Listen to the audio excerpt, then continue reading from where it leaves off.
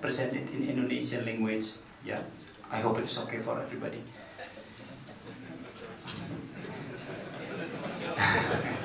Yeah.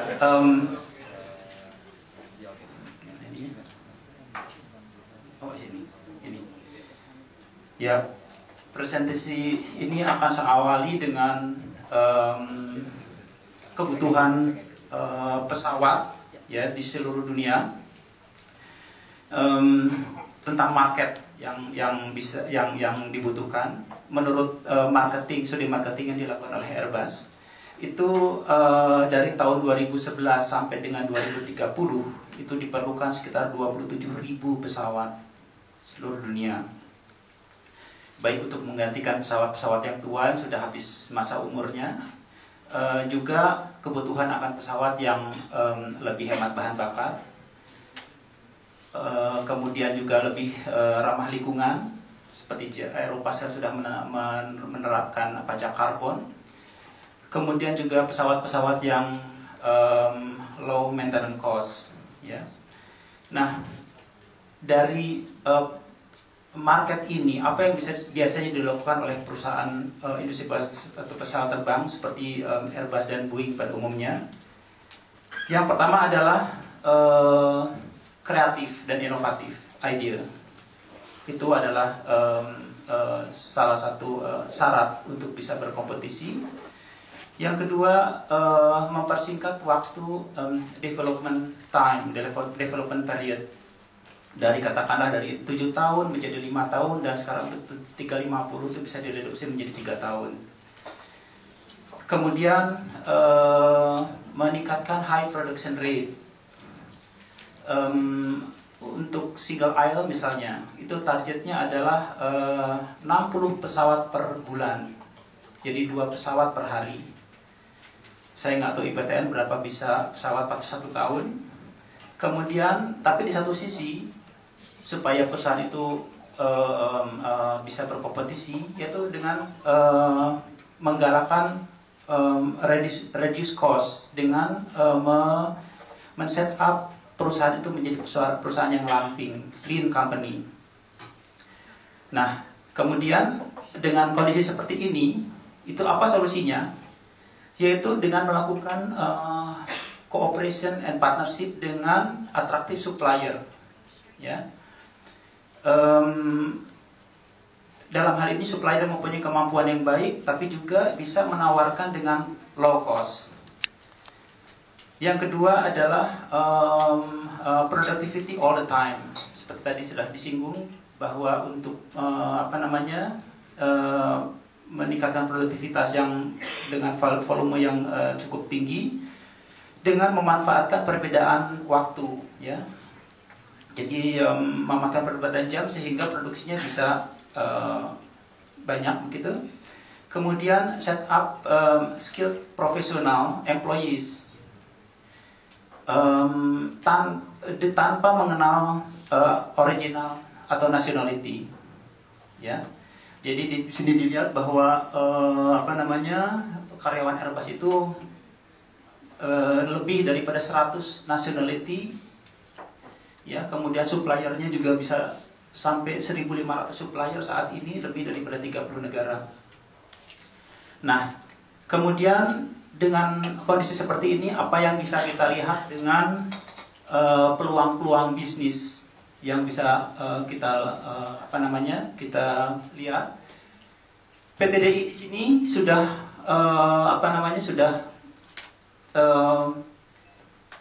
memberikan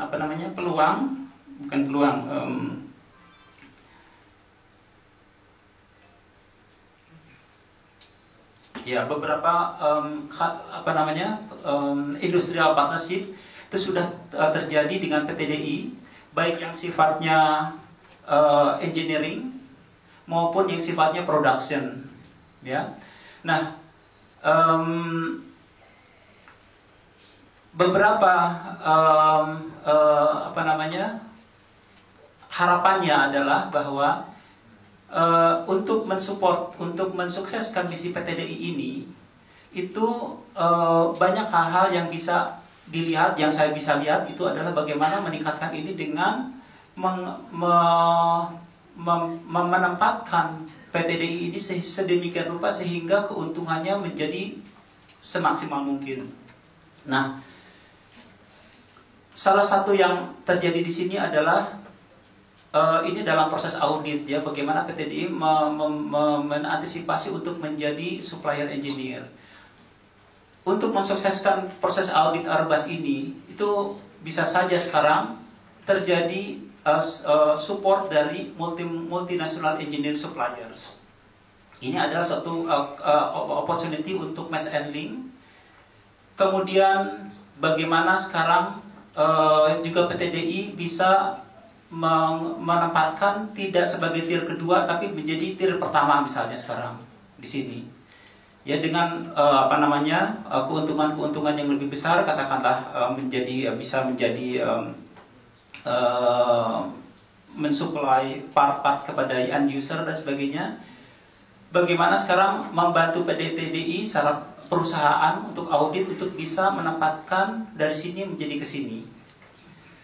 Kemudian selain supplier juga telah terjadi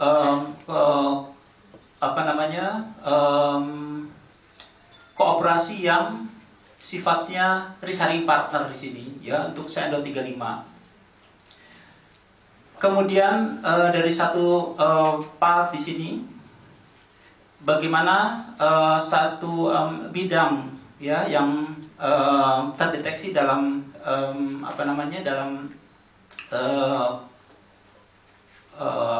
peluang-peluang yang ada, yaitu adalah dengan aplikasi nanoteknologi. Memang sudah dari jauh Airbus sudah mengantisipasi bagaimana nanoteknologi ini bisa diterapkan dalam dunia industri pesawat terbang.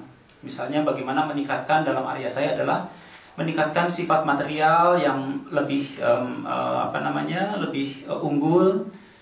Untuk material komposit misalnya bagaimana bisa meningkatkan ketahanan terhadap impak dan sebagainya, dan bagaimana menggunakan nanopartikel untuk menjadikan material ini menjadi wiring diagram, wiring dan sebagainya ya. Nanti detailnya mungkin bisa disampaikan oleh Pak Nurul. Kemudian apa saja yang sudah terjadi dengan PTDI dan Airbus. Itu dari listing ini kita bisa melihat bahwa PTDI ini sudah bukan merupakan newcomers buat Airbus. Harapannya adalah bagaimana meningkatkan partnership ini sehingga mempunyai multiplier effect yang lebih baik untuk kemajuan Indonesia. Kemudian apa yang bisa kita lakukan oleh profesional Indonesia bidang dirgantara di Jerman ini? Yang pertama adalah aktif mendukung industrial cooperation yang sudah ada. Caranya salah satunya adalah memberikan positive image, kreatif, dan be global player. Yaitu salah satu bagaimana kita bisa memberikan kontribusi. Saya ingat tentang positive image misalnya. Pada tahun 2000 itu perusahaan Dornier itu merekrut banyak sekali engineer Indonesia. Saya nggak tahu, mungkin 100 orang gitu. Dan itu bisa terjadi setelah diciptakannya positive image oleh pendahulunya. Begitu juga dengan Boeing atau dulu dengan Embraer di Brasil, ya. Jadi positive image ini juga penting. Kemudian aktif memberikan dukungan PTDI, ya, baik teknis, kemudian hal-hal yang lainnya, etos kerja, sistem kerja dan organisasi. Nah, untuk hal ini, untuk yang poin ini, kalau saya balik lagi ke diagram ini, area yang saya deteksi adalah pertama adalah di sini. Ya, di sini sebagian besar termasuk saya sendiri itu memang sudah dari dulu berkecimpung di daerah ini, baik sebagai multinational engineering supplier. Pada saat itu arahnya ke sini. Ya, bagian ini memang saya bikin sesuai dengan tujuan daripada bagaimana memberikan match ending terhadap potensi stakeholder Indonesia. Di sini ya. You have 1 minute. 1 minute. Oke. Ada di sini yang kedua adalah